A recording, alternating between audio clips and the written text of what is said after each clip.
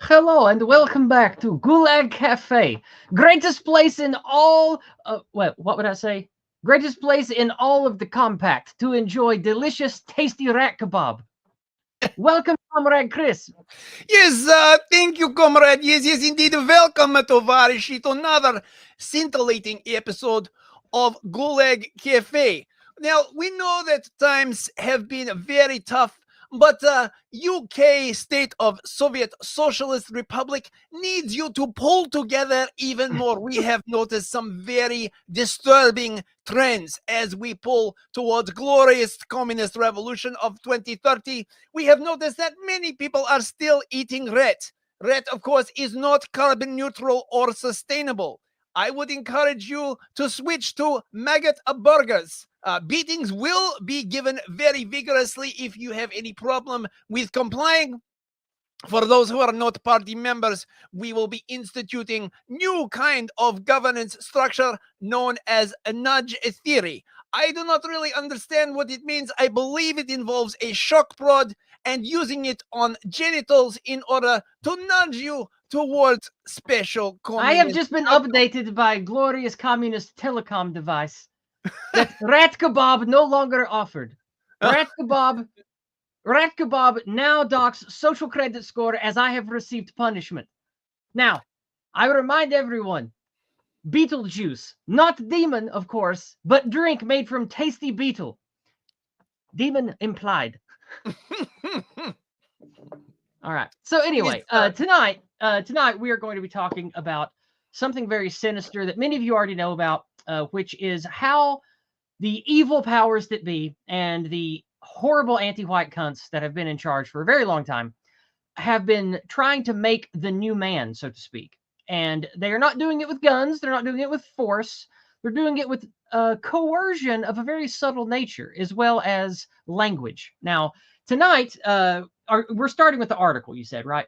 That's what we're starting with. yeah, Okay. it's not really that subtle.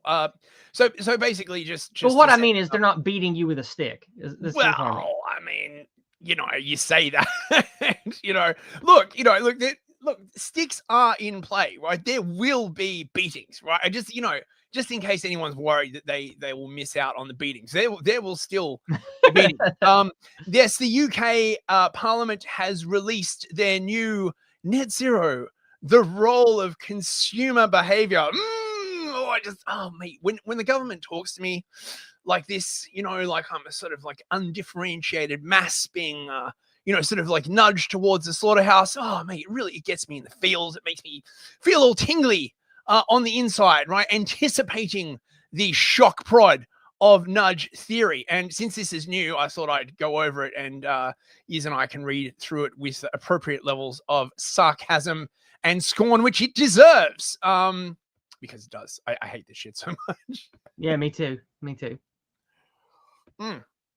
Shall we? Have you got more to say, Iz, or shall we get right into it? Oh no, let's go ahead and hop in. I was just seeing who all was in the chat tonight. We have a lot of our usuals here tonight. Hello, everybody. Yes, greetings to communist followers of the excellent show. Everyone watching will get free maggot ration with sauce of ashes. Lovely and delightful, only from ashes of civilization. You can practically taste the civilizational collapse in You can every taste the single bite. democracy. Taste the Um, democracy. Tonight, this of course is a more freeform stream. It's not a pre-scripted thing like we do with Empire of Lies. So during the course of the stream, I'll pull up the banner right now. I'll be checking every little bit to see what you guys have to say with your paid chats. Chris and I, of course, over here, we split the proceeds of this stream 50-50. All the things that we get on Entropy, Cash App, Hyper Chats on Odyssey, tips you send in on Subscribestar, all that stuff, we split 50-50. I would deeply appreciate it if you would share some of your hard-earned resources with us, because this is what he and I do for a living now. So if you could share a little bit of that with us, and maybe send in a joke or something that we don't that would contribute to the conversation during the stream, we would both appreciate it a lot. Thank you. Yes, Tovarishi, absolve yourself of the sins of capitalism by liberating your money and sending it to where it really matters, where we will put said money to use in socially transformative communist agenda, the most important agenda, of course. Right. Let's in Small. Let's get into let's in Smallland here, and we'll get We to can get onto this. Oh, mate. So, as the Ameribros are being freed, oh, how I dream of some kind of competent government. You have no idea how much I dream, right? People might be like, oh, you know, the Trump administration isn't perfect. Dude, like, you got no idea how bad stuff is here. It's literally been run by a bunch of manipulative clowns. And this is a good example. Horizon scanning. Ooh, ooh. They're scanning the horizon, bro. What things are lurking on the horizon? Net zero, the role of consumer behavior. Yeah, this is from a couple of days ago. Yep. Achieving net zero is expected to require changes in consumer behavior. I appreciate you reading this in a homosexual tone. That's good. It's appropriate. It's appropriate. What are the challenges and how can they be overcome? How can we nudge people? Can I just, by the way, just before we get into this, I don't like to generally put my own tweets up, but I thought this one was pretty good. No, this is good. I like this one. This is the new model of governance. You are no longer a person, just a part of an undifferentiated mass to be nudged and goaded by policy goals that you have zero input into, like a farm animal goaded with shock prods and treats into the slaughterhouse. Which is, of course, how it should be, right? Like, it's the only form of governance there is, bros. Right, so let's get over it. Overview. According to research from the Center for Climate Change and Social Transformation. Oh, my God, just the name.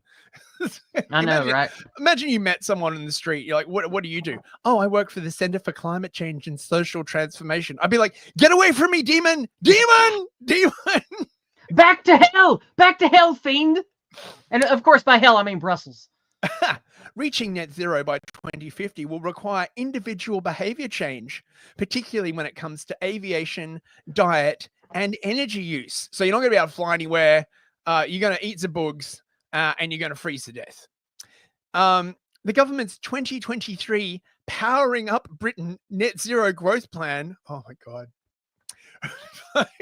referred to low carbon choices as, quote, green choices, because it sounds better than starvation rations. Yeah. And describe them as public and businesses choosing green products, services, and goods. The plan sets out 6 principles regarding policies to facilitate green choices. Green choices. I hate this so much.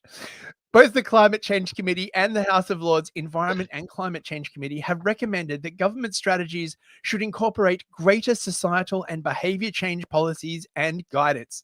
Yeah, guidance, right? Like, it starts as guidance, right?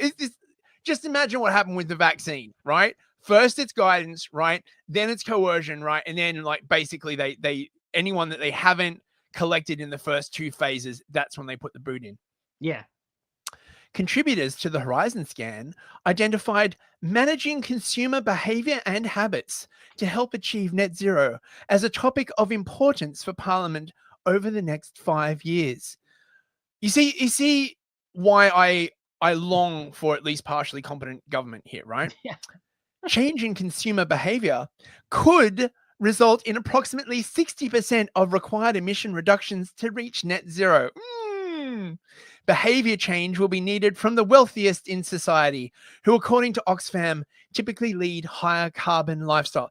Yeah, except, right, none of the economic interventions are going to work on the super wealthy, right? Because they'll just pay the tax, right? Right. This is going to affect the poor, right? I mean, yeah. Oh, God damn it. I hate it. Because the Labour Party. What if they start, like, just think about what it's like to be a regular working class person. Not even a poor person, just a regular person that's like half of everybody. You don't have the ability to drop $50,000 or $100,000 to buy the new electric hybrid car. You don't have the extra 20 grand to, like, update or to do the things and material wealth that you need, or the massive amount of capital liquid you would need to have a major shift in lifestyle to be in compliance with all this bullshit. So that means you're just left out in the cold, literally in some cases, to freeze to death. Oh yeah, and let's not get started on whether you want to eat, like, eggs, butter, milk, cheese, any of that stuff. Oh no, stuff that we're supposed to eat. The bugs, they're cheap and nutritious. Oh, I love to eat the bugs. Yes, what's your favorite kind of bug to eat? I like the roach milk most of all. I hear it's got synthetic chocolate flavor. I just puree vegans I kill. Well, that is very sustainable of you. Yeah. Yes, you are Yeah. to be commended for Thank your you. sustainable behavior. Hey, they're good communists because they're dead. So, you know. Incorporating behavioral science principles into policy levers is a well-established method of encouraging desired behaviors. Oh my God, I hate this so much. I am a human being. I have rights. I'm not just a number. I'm not just some undifferentiated mass to be encouraged towards desired behaviors. And also, can we just stop and talk about how feminine this is? Oh, this yeah. this is like people talk like the cancerous anti-white media. They've been banging on for decades about toxic masculinity, but everything that governs us shittily today is toxic femininity. This is the forever mothering. This is governance by treating everyone like a 4-year-old. This is fucking disgusting. Actually, It's acting like no one will ever make a good choice, so you have to henpeck and mother them like they're a 4-year-old for their entire goddamn lives. yeah, Like this is toxic femininity as governance. it's governance by the psycho girlfriend, Yeah. basically, right? Who never Well, no, not tells psycho you girlfriend, straight by the up. psycho mother who never had a child but desires motherhood Yeah, by proxy. they never tell you straight up what it is they want, right? They're just like, Yeah. oh, you wouldn't understand or you wouldn't agree. So instead, let's just manipulate you to do the thing. And then when you Yeah. find out, right, you're like, but I was doing it for a good reason. Yeah, you lied. You totally You lied and lied. manipulated me, right? Yeah. But I was lying and manipulating you for all the right reasons. Yeah. So before we move on, we had some paid chats come in. Let's get. Oh, okay, yeah. Let's do the pay chat. Let me make sure we're not missing anything Don't on be Cash done App. with tovarichi. Okay, Cleanse I don't your see anything on. capitalism. Oh wait, hold on just a second. What the hell is this? Cash App. Why are you being retarded? I don't want your stupid tortoise card. Shut The up. answer, of course, is capitalism. Yes, Of course. All right. So okay, nothing new on Cash App. The notification was some stupid thing that was spamming. But we do have two really nice paid chats, hyper chats over on Odyssey. We have two from the same guy, Pug Lord Speaketh. Well, Pug Lord sent us $50, Mr. Chris. I bet that's Paladin. Big ups, Paladin. How you doing, mate? It could be Pug Lord I Speaketh. bet you it's Paladin. Good to see you, Could mate. be. I forget if it's Paladin or not. Let me know. We'll say. He sent in two for 25 each, and we'll get to them. The first one. Actually. Okay. Here we go. The first one says. Well, actually, let me read the second one first. He says, I forgot you both split the super chat, so here's another 25. I will try to leave a tip that is mathematically impossible to divide by 2. That's why he sent in a little odd number of pennies with the second one. Nice. That's funny. He says, thus causing a chaos spiral that will take down the entire movement. Evil laughter followed by hand rubbing. Very good. I see what you did there. So that's funny, and thank you very much for the money. Chris and I will both appreciate it. His question is this: has anybody addressed the glaring issue of federal judges putting a stop to presidential executive orders? We talked about that Monday night on my stream, and Chris brought it up a little bit on, was it Thursday last week when you talked about it? I think it was. I forget. I'm doing so many shows at the moment. But no, here's the issue though. Like we've talked about with Scrump's concept of the presidential thumb scanner, or it could. Newsfist said he learned it from AA. I thought that it was a Scrump original idea, talking about the federal thumbprint scanner of, hey, will government work for me today? Beep, beep, no. Beep, beep, yes. The problem with the way everything works, when you have a large contingent of people in important positions that just say, no, not doing it, then you have to start getting either litigious or bringing criminal action against these people and removing them. And that is a laborious, time-intensive process. Or you have to strongman them with threats, blackmail, extortion, threatening their families, things like that to make shit work. This is why peaceful protest is effective if you have leverage. And this is what we're seeing with judges and people in the government and shit who are against what's being done with Doge and the executive orders. They are against this, so they're using that kind of protest. We've both talked about it, and there's not an easy fix to it. Trump and Doge can't just wave a magic freedom wand and just fix all these crony anti-white pieces of shit that have, judge seats and senator seats and stuff.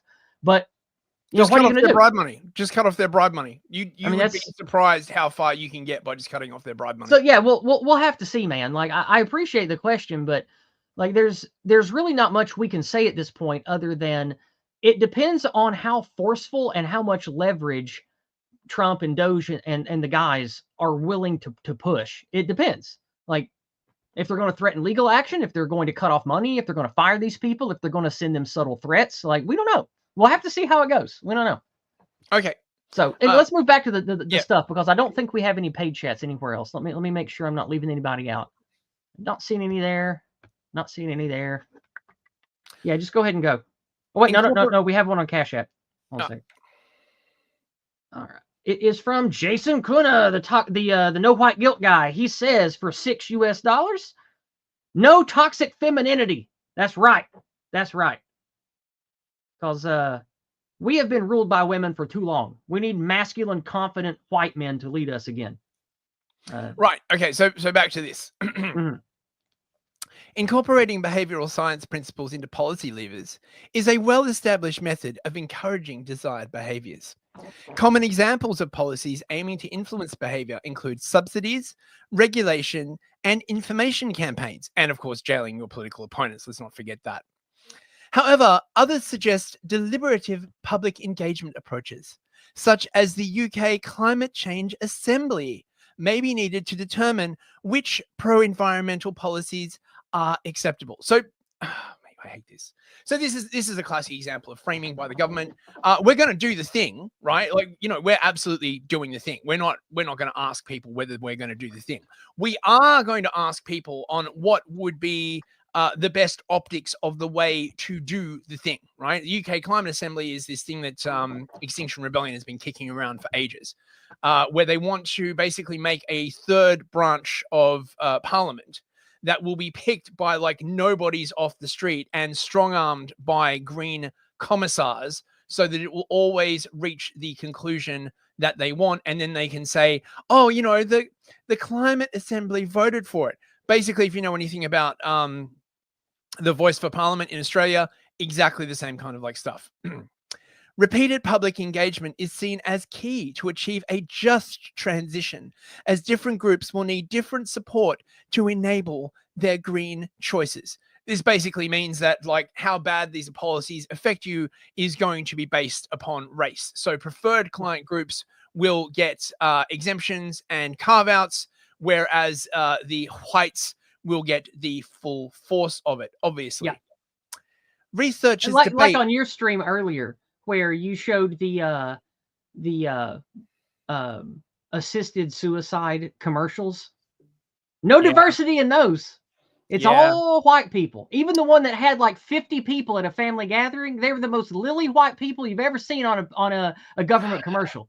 Yes, well, encouraging minorities. No diversity in there. Is a bit racist, right? Like, Researchers debate the extent to which individuals should be responsible for making green choices, as opposed to the regulatory and physical environment facilitating them, or whether markets, businesses, and governments should be the main actors responsible for driving action, right? By driving action, they mean forcing you to do shit, right? Like this is all coded language, right? Like, researchers debate, right? Like how much of the thing that we want to do should be left up to individuals deciding to do them and how much we should coerce you. They highlight the need for different actions based on the context and the different ways that individuals act as consumers, citizens, and within organizations and groups. Health, time, comfort, and status can strongly influence individual decisions, while finance and regulation are typically stronger motivations for organization, right? So, for organizations, they'll basically like regulate it. So there's a financial interest. For consumers and citizens, they're going to they're just going to lie to you. Opportunities and challenges. I'm looking forward to this. Are there opportunities? Are there challenges? Ooh. Research has shown that managing consumer behavior and habits is complex. It suggests that many factors can influence behavior, such as personal values, public engagement, deliberative democracy, and knowledge. Oh, God. I'm getting cancer reading this. Oh. The government's behavioral insights team recommends making behaviors easy, attractive, social, and timely to maximize the effectiveness of policies aiming to influence behavior. Now, you might, if you're in the UK, you might remember the behavioral insights team. They were very, very big during the COVID thing, thinking Yep. of different ways to like coerce and nudge people into doing the thing that the government wanted. What happens when the thing the government wanted you to do has bad impacts on you personally? Oh well, tough shit, no refunds. Yep. Applying Ardent Party says, that's funny. I'm getting AIDS just listening to it. Yes, you're getting a big dose of US AIDS. Yep. Ardent Party. Applying these insights and tools could help policymakers to design effective and low-cost policy solutions which complement more traditional policy levers to manage consumer behavior. Oh, I want to be a managed consumer. Oh. Don't question. Just consume managed product and get excited for next managed product. This is how all of these anti-white cretins view us. We are consumers to be managed. That's why your farm animal tweet is perfect for this. They don't see us as people, human beings with lives and rights and religions and families and communities and traditions we care about. No, we are merely integers in their equation that they want to beat with the hammer until they get their magic number to come out after the equal sign. Can I point out as well that this is sort of like the logical endpoint of democracy, right? Yeah. Because what has essentially happened, right, is not the actual original dream of democracy, right, where you would have a well-informed public that makes choices. What has happened is you have developed essentially a persuasive class, right? Like, the media and all these behavioral scientists, right, who have discovered that as long as they can move the mass, they can get the democratic outcome that they want. This is what gynocracy looks like. Yeah, but it's also, sort of the end point of democracy, right? Because, much like Marxism, right? Not every man becomes like a scientist or a technician or an artist, right? You get a certain class of people who get into politics as a vocation, and they relay information to the normies who, quite frankly, they've got other stuff to do, right? They don't care. And so you just get this re-stratification of society into like this sort of influencer class, basically. Some of the factors thought to influence consumer behavior are listed below with examples. 1.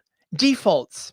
Evidence suggests that consumers can be 3 times more likely to drink plant-based milk when it is placed as the default option in a cafe. Similar results have been found with meat alternatives. Yum, yum. Yeah, I don't think so. I think a lot of this research is not only outdated, but does not take into account reactants, right? Just, if any of you are not aware of this, right, in nudge theory, reactants is what happens when you try and nudge a population and a certain percentage of that population gets pissed off at being lied to, and they start doing the exact opposite of what you say. And I would argue that a lot of the declining trust in government is precisely because of this type of governance. Because government won't come out and go ahead. Government won't come out and have an honest conversation and just tell you what it is they want you to do and why they want you to do it, right? They don't really care, right? Like, I don't want to do net zero. Well, tough shit, right? They don't care. A good example of people resisting this shit is the city near where I live. There's a ginormous chemical plant called Eastman Chemical Company. It's the only chemical plant you can see from fucking space with the naked eye, right? It's huge. That's like maybe a 30-minute drive from here, right? And there's a little city nearby that city basically only exists because of this big, massive chemical plant. And the company, of course, like most of them, their leadership and HR and everything are completely anti-white idiots now. And so they pressure the teeny tiny little local government there. And now it's all these paused, stupid single cat ladies that run everything in this shitty little city. But it's all yokel good old boys and shit that live around here. So they tried to enforce social distancing and stuff. And so to make a point, the city bus drivers, the people that worked on the street cleaners, they would walk around without a mask, hugging each other, giving each other high fives. I saw two dudes with beards outside the county registrar office, looking through the window and playfully kissing each other on the cheek and shit. Like, this is what you're talking about. It's like when you push people, they react opposite and push back, and then the nudging doesn't work anymore. That's why the social distancing and the mask mandates, it really only lasted about a week here, and then they couldn't enforce it because everybody was just like, no, screw you, I ain't doing it. So yeah, and this is a very male behavior, right? Yeah. A very traditionally male behavior. And I think to speak to what you're talking about, this is why they want the feminization of society the way they do, right? Exactly. I think this is one of the reasons, for example, they want to outlaw smoking, right? Not because they give a fuck whether you're going to like die of cancer, right? But because it raises your testosterone level, right? And the more, the feminized people like rail against it. Oh, don't smoke, don't drink alcohol, don't eat meat. The more the chads in society are like, actually, I think I will. And why are you doing that? Because you hate it. And I hate you. So anything I can do to oppose you, no matter how small, right? Like, remember 1984, remember Winston Smith, right? He started with these small acts of rebellion. I think the first one was writing in his journal that 2 + 2 = 4. That was his first act of rebellion, right? It basically follows like that. Right. Second, financial incentives. Germany's deposit return scheme, which enables customers to claim back container costs if they return them to shops, has reportedly led to a 98% return rate for single-use drink containers, right? They're about to do that classical academic trick where they conflate one thing with another thing, right? Like, bottle return schemes are great. It's a really good way for the homeless to make money, right? I'm like totally for that. And also, before everything was like globalized with industry and shipping and stuff, this was a really good way to cut down on logistic cost and bottling cost from the bottling plant. This is why, especially in the United States, where this thing became really popular with Coca-Cola and shit like that, that's why all local places have bottle exchange programs. And like you said, it helps poor people and homeless out. But like a good example, I love Dr. Enough. Dr. Nuff's been around for 100 years. It's a little medical soda that started in like 1928 or some shit like that. And it's bottled locally here. They've had the same bottle exchange program for like 60 or 70 years, where you take them the bottle and you get like a little bit off of your next purchase or something like that, just to cut down on the bottling cost, because they like using the old timey little green glass bottles, right? And that's less glass they have to manufacture. It's less that they have to worry about shipping costs and stuff. So like that actually makes some logical sense on a local level and at a business level too. So that kind of shit, you can't, I don't know where this is going because I didn't read it. I didn't read ahead, but they're probably going to take that realistic example and then try to apply it to something like healthcare or energy costs or something. Oh, yes, you're like a psychic. How could you possibly have predicted the government's complex scheme? Yes, it's carbon pricing. Oh, of course. Carbon pricing schemes, which charge emitters for carbon dioxide emissions they are responsible for, have been found to be effective, reducing emissions by 5% to 21%. Depending on how carbon pricing is implemented, it can have a direct or indirect impact on consumers, such as consumption taxes on fuels or flying. Now, I think they're making another blatant error here, right? Which is that government often does this, right? There's something they want to outlaw. Smoking is a really good example of this, actually, right? Mm-hmm. They do like a thing, right? And smoking drops like 5 or 10%, right? And they then think to themselves, oh, well, if we just do more of the thing, right, it will drop by 50% and then 70%. What they don't understand, right, is that the first layer of people that you're knocking out are really not that into whatever thing it is. You know what I mean, right? And I think there's actually a sort of exponential curve with this, right? Like trying to get the last 30% of people basically becomes impossible. And the further you push it, the harder it gets. It becomes asymptotical, basically, right? It's a diminishing returns thing because of the Yes. level of conviction and the different levels of vice or behavioral participation.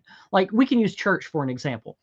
Instead of church, think about the smoking thing he just said, where they do taxes, they do regulations, they tax businesses more to incentivize them to outlaw smoking. Well, what if they did that with churches and religious expressions of Christians?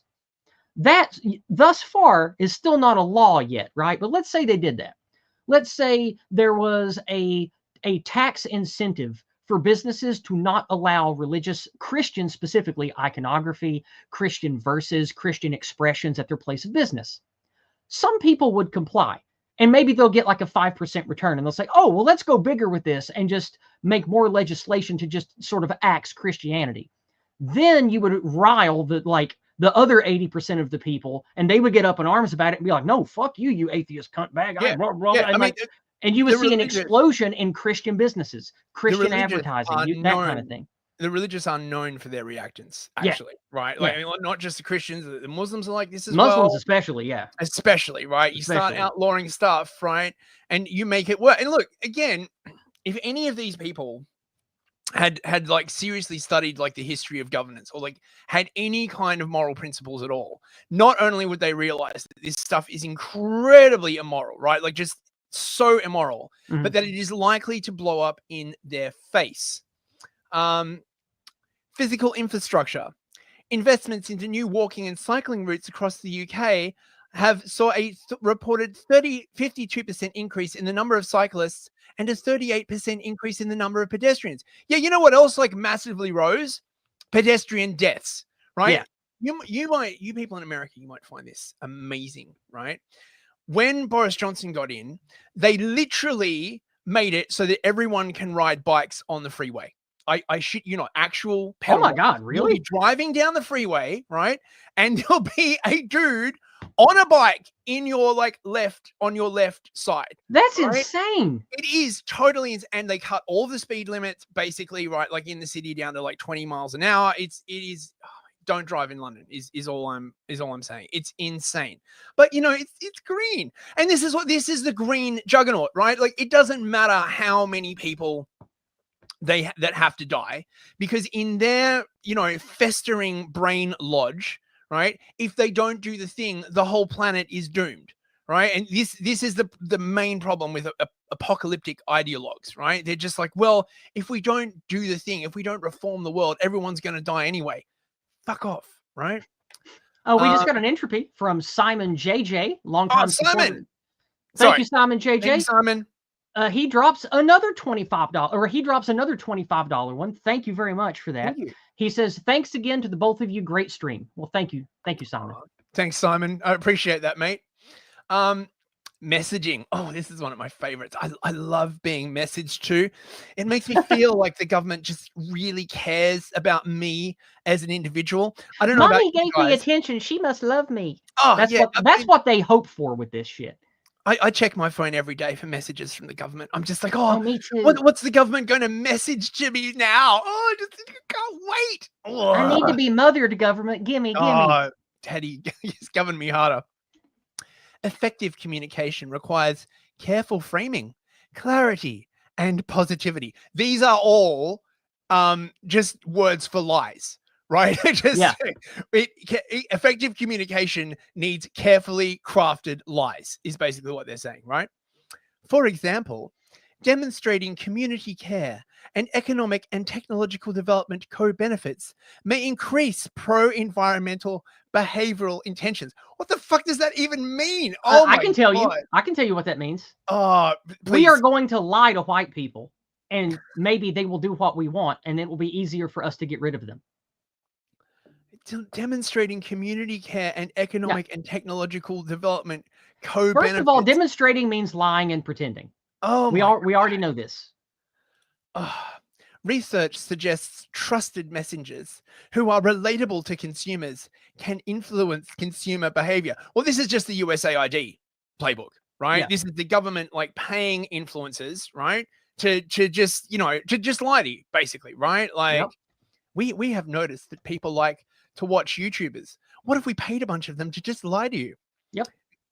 social and cultural norms. Oh, this is something I care very, very much about. Oh I'm no. very, very interested in, social and cultural norms. I literally don't ever do anything unless it is socially and culturally normative, right? People are more likely to make sustainable purchases if they think others are doing the same. Wrong. Women, right? Women are like that. Yeah. I am not a woman. Get out of here with your feminine logic, right? Yeah. I just do what I do. What if other people do? Yeah, I remember when I was young, right, when the drug war was on, right, and there was a common thing you used to say to kids, right, which was, if all of your friends jumped off a cliff, right, would you do the same thing? And you were supposed to be like, no, Now they just turn all that around, right? Yeah. It's like, all of your friends are jumping off a cliff, right? You Yeah. wouldn't want to be left out jumping off the cliff, would you? Like all of your friends are getting their state mandated genetic altering mandatory injection. You have to do it too, or you're a misfit. Like this is just high school girl mentality dialed up to government level oppression. Yeah, and I think this is one of the reasons why cancel culture and social exclusion and all these things have become big weapons, because of this sort of dynamic, right? Yeah. For example, studies show. The studies show. The studies show, do they? Studies show this changes everything. The studies show. You mean the studies paid for by U.S. AIDS? Oh, the studies mate. that are paid to find the result they want? Yeah, we're very keenly aware of that. And Aiden Paladin, in fact, made a career out of exposing that shit. Oh, the studies. Oh, which studies? Doesn't matter. Doesn't matter. Show that household energy usage decreased when people believed their neighbors were also consuming less power. What? Wait, what? Tell me that last part again. What was that?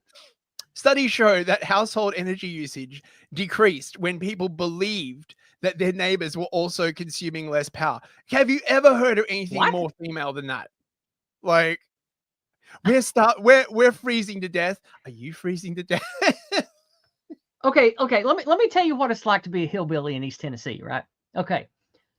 If somebody gets something that looks cool in their yard or whatever, it's not that I want to do the same thing because I want to fit in. It's I want to get something cooler than that guy. So whenever we go to the lake and we're all drinking beer, I can be like, yeah, the mud tires on my Jeep are even bigger than yours. Yeah. Like that's how shit works around here. It's not that, oh, well, I don't want to be the one that looks like I'm taking more than my fair share. People don't fucking think that way, that actually live life and have community. Like this is alien thinking to most normal people. But yes, Mrs. Groggins down the road is freezing to death. Maybe we should freeze to death as well. Well, then maybe she should have had a husband and had a lot of children who would care for her when she got older. Exactly. In addition, research suggests studies show that the rise in people identifying as vegan, from 500,000 people in 2016 to 3.5 million people in 2018, can in part be associated to the launch of Veganuary in 2014, demonstrating how quickly social norms can change. Yes, Veganuary, that dealt me like D4 cringe damage. That hurt. I know, right? That's an actual thing in the UK, Veganuary. That got me right in the red pill gland. You've all got cancer now. My Pepe gland hurts. However, there are barriers to action. Oh no, not barriers to action. No, Lord and Saints preserve us. Oh no, wait, I'm an atheist. Right? What do I say? Evil author says this is all just buzzword bukkake. Yeah, what would the atheist say? Oh, science preserve us. No, not science. Barriers to action. Pro-environmental values do not always translate into action. This issue, known as the intention implementation gap, is thought to arise due to financial, physical, and social barriers to action. So like, they want you to do the thing, but you can't afford it, right? You don't literally have enough bodily strength to do it, right?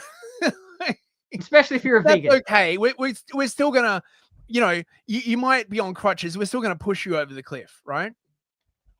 For example, research suggests there are benefits in community engagement in urban waterway conservation, including collective responsibility for individual behaviors such as littering. Collective responsibility for littering. Oh my God. How about collective responsibility for 1,000 knife murders and acid attacks? How about collective responsibility for, I don't know, systemically racially profiling young white British girls and raping them? How Not about like collective that. responsibility for that? Not like that, yes, right? That would be racist or How about possibly collective Islamophobic. responsibility for the ANC in South Africa? Very racist. Yeah. Let me see. But difficulties arise in practical implementation due to real world risks, costs, or experiences. Oh, yeah. So they found out collective responsibility is bad, right? Like, stakeholders suggest, oh, well, if stakeholders suggest, well, I'm sold, mate, that this gap between intention and action is also affected by changing habitual behaviors. And people tend to focus on the immediate impacts of their actions instead of the future impacts. Yeah, well, especially if you're importing like a whole bunch of like 90 IQ migrants, right? Yeah. Like, how are you expecting the 90 IQ people to visualize the future? Like, 90 is honestly, generous. 90 is generous. For real, right? However, the solution is combining interventions, right? If they don't find one way to push you off the cliff, there are other ways. Some researchers state that behavior nudging, a basic form of behavior intervention that gently influences default choices without forcing change. Yeah, right. Like what they did with the freaking vaccine. Oh, you just fuck right off. Ooh. Sorry, please go on, yes. No, I was going to bring up COVID as well, but go ahead. But nudging may not deliver the scale of behavior change required. Oh no, government bros. However, some research suggests that nudging behavioral interventions may be effective when used with financial incentives. Oh, I can't wait. You mean like telling me that you're going to fire me if I don't take your experimental medical shit? You mean like that? Or if I don't bow down and kiss the feet of the diversity goddess, I don't get tenure? Yeah, basically. Like that? Like that's what they're saying? Yeah. Well, we would call that a financial and social incentive structure. Yes. Well, I call this a shotgun. Say hi. However, there remains some key uncertainties and unknowns, bros. Uh-oh. What could these be? Contributors to the Horizon scan, they're scanning the horizon, bro, noted that there is uncertainty surrounding the longevity of policy levers aiming to influence behavior. Yeah, that's because like when you like lie to people enough, people figure out that you're lying and then they don't trust you again. And when government does this, people stop having any faith in government whatsoever. You are literally playing with the downfall of an entire civilization by doing this stuff, right? Yeah. Exactly. Also, Wyatt's torch hit a home run with no nudge November. No nudge November. Yeah, it's pretty good. Mate, that is awesome. We should start doing that. Yeah. White boy summer and no nudge November. No nudge November. Yeah. How multiple interventions interact or intersect with each other when used simultaneously as part of a systems-wide approach also remains uncertain. Yeah, it's official. I just got cancer from reading this. Yeah. The UK government's 22-23 It All Adds Up energy savings campaign was launched in response to demand for greater energy savings information amidst rising energy bills and a cost of living crisis, which the government caused. Right? They caused that on purpose to cut down on energy, right? Like, wasn't the goal to have the most expensive energy so people just couldn't fucking use it? Well, like that was the way to cut down. Like a conspiracy theory to me. Yes, right. But they openly talk about it. Like that's what they're doing, right? Like that's what the whole carbon tax thing is about. You make stuff too expensive for people to use, so the poor people can't use it, and the rich people just pay the tax. Yeah, basically. Yeah.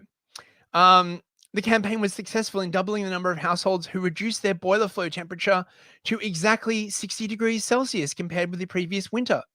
However, campaigners stated, quote, the most important lesson learned from the campaign was that for more complex actions to be adopted, greater explanation, guidance, and reasons to believe need to be supplied. We need to lie to you even more, bros, right? We need better lies, more complex lies. What they're basically saying, right, is that they need to like reach deep inside your soul and just literally reprogram you from the ground up, right? Oh my god. Stakeholders suggest that more research is needed. Oh, and let me guess, they're going to perform this research on the public, right? Because ethics is now basically like, oh, you want to perform an experiment on the public? Oh, well, that's fine. Is it for a good cause? Is it needed to determine the impact of behavioral spillover? Ooh, where changes in one behavior impacts another. Oh my god. This is too complicated to manage, right? I bet you any money at the moment they're like, the solution to this is AI. Once we have AI, once we have digital twins of everyone, right, we can perfectly model how everyone's going to react. You're not. I foresee a future, right, where you have this small technocratic class, right? Everything is on fire and there's rioting in the streets and they're all gathered around like their computer terminal, pumping questions into the AI model. And the AI model is basically telling them, oh, well, everything should be fine. I have run the numbers. Everything should be great. You look out the windows, everything's on fire. What could possibly go wrong? Oh, to back up what I was saying, I'm glad that he reminded me. Let me scroll up and put this on screen. Obama stated it explicitly. That's right. I forgot about that. Obama talked about the best way to lower emissions was to raise prices, taxes, and stuff on energy, on dirty energy like coal and fuel and stuff. So I forgot about that. Yeah, thank you for reminding me of that. That was a lot of years ago. Yeah, they've stated explicitly in the UK as well, except the way they're trying to play it is by saying that, once we pave over the entire country with solar panels, energy will be cheap and plentiful. And everyone's like, why don't you use nuclear? And they're like, well, we could, but we won't, right? Because, of course, right, they don't want people to have abundant energy. They want degrowth. We have a paid message over on PayPal from Dawn, good old Dawn Browning in chat. Thank you, Dawn. She sends us $12 US and 4 peanut emojis. I think those are peanut emojis, and it says za zdorovye. Zazdorovye. What's that mean again? I've heard that, but I don't remember what it means. I can't remember. I think it means hello or something like that. Okay. Right. I really should know. Well, this. thank you, Dawn. Thank you for the money, and thank you for the good cheer. Back to you, right, so we finish off with the key questions for Parliament. I've got a few key questions for Parliament. Fucking like, why won't you die? Do you reckon they'd let me ask them? Something tells me they would not be keen to answer the questions that I have for them. So number 1, how is government monitoring the consistency and robustness of behavioral insights? The answer is going to be AI, right? I can tell you now, right? How are insights from behavioral science and public engagement activities applied to public policy making across departments? Well, they have little glow organizations, right, that like watch the population, right, and like, collect money, and they're like, this behavior like worked, let's do more of it. I imagine AI is going to feed into this as well. Have there been any recorded spillover or rebound effects from state level behavior change interventions? Yes, I can answer that for free. Look at COVID, right? Yeah. Like, I mean, I can't believe they're even asking this. Like, here's the thing. Okay, after 2021, in my local area, regular annual health checkups, regular doctor visits, and even dentist visits all took a nosedive. Everybody here, like all of us hillbillies, like the trust in any kind of medical shit just fell through the floor, and nobody wants to go in for a checkup or talk to a doctor at all. Which that's not good. That's not good for health, because you want your annual checkups then to head off medical problems down the road. But the problem is, if we can't trust what you guys say and we think you're going to put poison in us because you're getting paid to or being intimidated to, what's the incentive for any of us to ever go to the fucking doctor again? Oh, such conspiracy theory is. I can't believe it. Can't believe I'm hearing such conspiracy fact. Doctors are your friends. Always, right? Yeah. They know what they're talking about, right? Like, when has a doctor ever recommended something that like turned out bad? By the way, like in 2022, in response to that, they had to start doing local commercials and putting up billboards encouraging people to go get a regular teeth cleaning and to go in for their annual checkup. Yeah. Because people just stop doing it. Yep. How can we account for spillover or rebound effects? Stop behavior changing your population. Just stop it. Right? You are making things so much worse. You cannot counteract mistrust in government if you insist on governing in this way. You have to be frank with your population, and you have to respond to their concerns. Democracy is not just this thing where a bunch of technocrats gather around a digital fire and just decide what the population is going to do. This whole model of democracy is designed to respond to grievances in the population so those grievances do not result in civil unrest. Oh my God. Just read a book. Bloody hell. Or better yet, just stop. Just stop. Just stop. Yeah, just stop. Stop. Just stop. It's not working. It can't work. What you want is lunacy. And the more that you push it, the worse result you get, which a sane man would say, oh, wait, this isn't working. I need to try a different tactic. Not, I need to manipulate people and guilt them and trick them into doing what I want to work. It clearly doesn't work. So a man would stop. It's like talking to a congenital liar, right? Yeah. And you're like, have you considered stop lying to people? Right. And they're like, no, I literally haven't considered that. Right. The only thing I'm considering is how can I lie? But it's like that South Park episode where Cartman wants to be seen as a good person. Right. Oh, so right. instead of actually being a good person, right, he's trying to figure out how he can lie so that people will think he's a good person, basically. Right. How is success defined for public engagement on climate change? Well, I imagine you can define it by how many people die, honestly, right? And what metrics can be used to measure the impacts of public engagement on climate change? Again, probably how many people die would be a good metric. So that's the end. I had a bunch of other stuff, but we're out of time. Oh, what other stuff did you have? Do you want to touch on anything briefly? Well, I had some stuff on nudge theory, which is what this is all based on. I had some stuff on. Why don't we cover that on the next Gulag Café? Cass Sunstein, who was the creator of nudge theory. Every single time. Every single time, bros. Yep. More on nudge theory is criticism. Yeah, actually, we could do a second part. I would like to do a full discussion on nudge theory because this is some sinister shit that's actually been around for a while. This is not new. This is old. No, it's not. Sunstein published his first book on the topic in 2011, something like that. Oh my God, he's now teaching a class on the United States Supreme Court at Harvard. Of course he is. Of course he is. Of course he is. Right. Shall we embiggen? Do we have any more super chats? I'm looking right now, actually. I just got out everything. Let's see what we have here. Checking PayPal. If any of you want to send in paid chats here at the last minute, go ahead and get them in, and I will read them out. You still have a couple of minutes left. I'll refresh over here on Subscribestar. And as a reminder, we will be back Monday, and Chris will be live at 3 p.m. Eastern Time, 8 p.m. UK time for more happening TV. And of course, Discordant Dragons will happen at 6 p.m. Also on this Saturday night, I'll be on with Black Pigeon Speaks on. Oh, right. Yeah, you're doing something with Felix this weekend, right? As well. So that's at midnight UK time, which is I think 7 p.m. New York time. So all the Ameribros. Tell Felix I said howdy. I hadn't seen him in a while. I hope he's doing well. Tell him I said hi.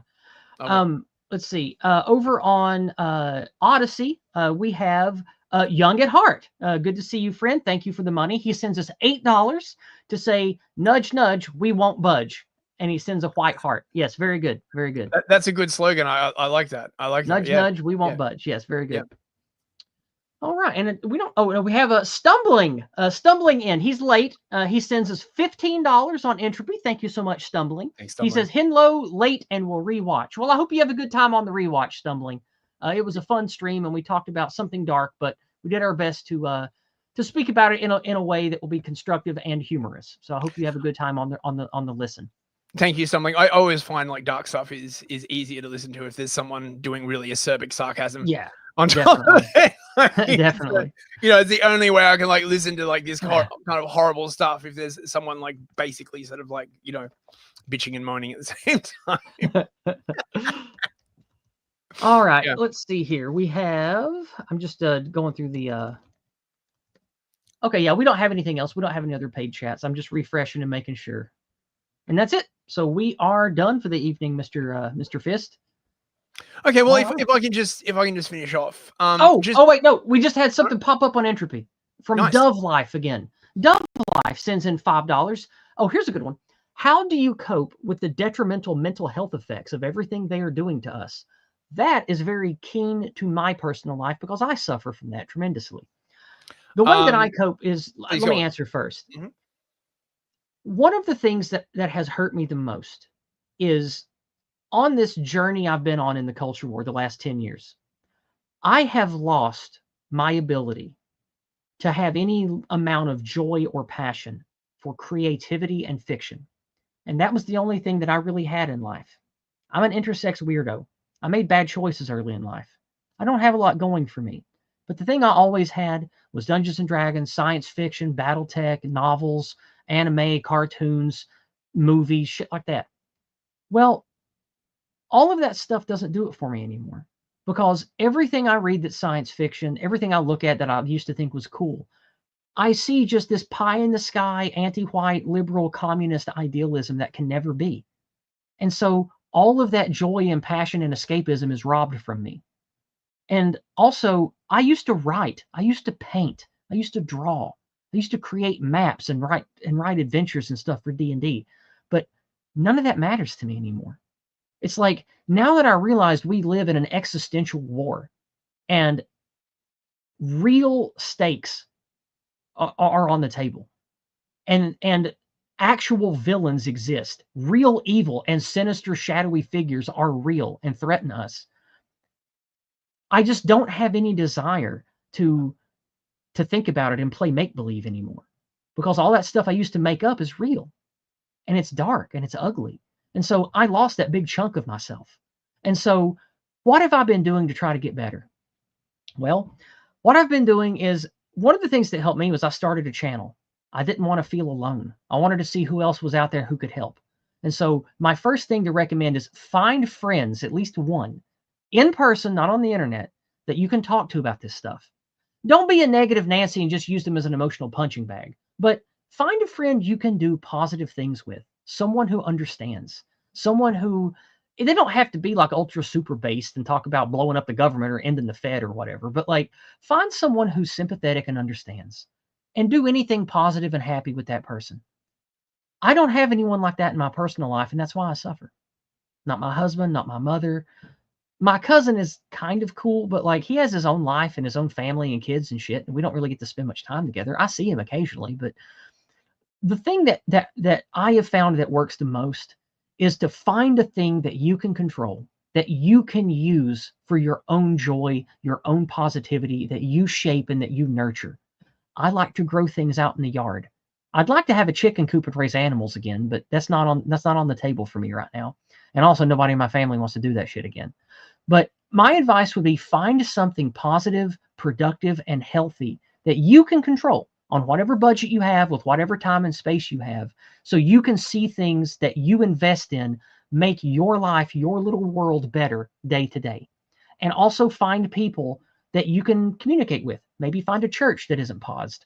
Maybe find a local friend group that's into something cool that you like. Or find one person that you work with, or that you have a friend, or that's at your dog park or whatever. Look for people who understand at least a little of what's going on that you can commiserate with, but don't burden them by being negative all the time. Find something positive and healthy you can do together, but you still have that understanding between you two that you know what's up, that you know what's going on with this war, right? That is how I have found a way to get by and to deal. I still struggle with these demons of being joyless and losing all the passions I used to have and not being able to enjoy pretty much any fiction anymore. That hurts, and I don't know if I'll ever get that back. And that's killing me, because that's like my entire relationship with all my friends and my husband was based on that stuff. And that stuff just doesn't mean shit to me anymore. And that kills me. I don't have a way to fix that yet, but when I learn it, I'll share it. So that's my answer to Dove Life's question. What would you have to say, Chris? Orthodox Christianity has been a tremendous help. Christianity is very, very good at combating demons. It really, really is. It has helped me in so many ways. I know some people might say, that's gay, whatever, man. It works for me, and I think it's really good. Also, apparently, we have a super chat from Jay Bishop somewhere. I'm looking. Yes, over on Cash App for $5, Jay Bishop sends in. He says, anti-white ain't all right. Very good. Very good. Thank you very much. And let me make sure we're not missing anything else. I will refresh all the places. I know that I spoke at length, but that question is really personal to me because I deal with this every day, man. Like it's my main demon I fight these days. It's just trying to not be just joyless. Like it's hard with all the shit that we go through and the things that we know. It's really rough, especially when I don't have anybody in person to like associate with and talk about any of this stuff too. It's hard. But Ashley Styles says I'm going to go to church on Sunday. Good. Do it. Just be warned. I don't know where you are, but if you're in the UK, a lot of the Anglican churches are super, super paused. You've got to look for a church that isn't paused. My just personal recommendation of like basic red flags to look out for: women priests, run. Yep. Any gay or trans stuff, run. Too many menorahs, probably not a good sign. Yep. That's why, Orthodox Christianity is really, really good. It's very, very old, and none of the sort of like new and paused reimaginings have come into it. Try and reconnect essentially with the oldest thing that you can, right? Like, you know that sort of thing where you're sitting on a train or you're sitting in a car and something's moving past you, and for like a brief moment, right, you can't tell whether it's you that is moving or whether it's the other thing that is moving, right? And the way that you counteract that is you look into the distance and you find something fixed and immovable, and you're like, well, that building on the horizon isn't moving, therefore I'm not moving, right? Basically like that. The more sort of old and traditional and immovable thing you can find, the easier it is to gauge your rate of movement next to it. If the thing that you are, if you're in a situation where like, you're moving and the car next to you is moving and all the buildings are moving, you'd have no idea where you are. So yeah. I'll go ahead and respond to Stumbling Out Loud here. Stumbling asks a question. Are you ever going to make a series hunting for based sci-fi and fantasy stuff? There must be stuff at least pre-40s that's based just forgotten about, archive.org and all that. I sort of started that before I got invested in making a stream series with Chris. Between about a year and 2 months ago and 2 years ago, I did maybe 5 or 6 streams called Fictional Convocation, where I would bring on people who were passionate about a piece of fiction that I thought was actually good, like Krull or Star Trek and shit like that, and talk about the positive, useful elements that are still good today and are not cancerous or anti-white. And that is a series that I wanted to do, but then I got invested doing this series with Chris, and I've only got so much time in a week. So that's sort of why that went out the wayside, or went to the wayside. But I mean, that would be a good thing to do. Maybe I could try to do that. It's just, Discordant Dragons is my main thing, and the stream series I do tonight with Chris brings in good money as well. So, I have to live life. I have obligations to my family and my land, and I only have so much time to put into internet work, especially when I make almost no money doing it. So we'll see where it goes. Like if I could make a lot more money doing this, I could invest more time in it. But it's that weird give and take where you have to make content to make money, but you also have to make money to live. It's rough. So I have a certain number of hours in the week to put into content creation, and most of the extra stuff I have now goes into Thursday night. So anyway, that's what I have to say to that, Stumbling, but it is a good idea. Right. So we're over time. Shall we wrap it up? That is the end. Thank you so much for coming, everyone. I hope you enjoyed this little slice of cancer from the UK. Coming soon to a government near you, unless you're in America, in which case I'm very, very jealous. America.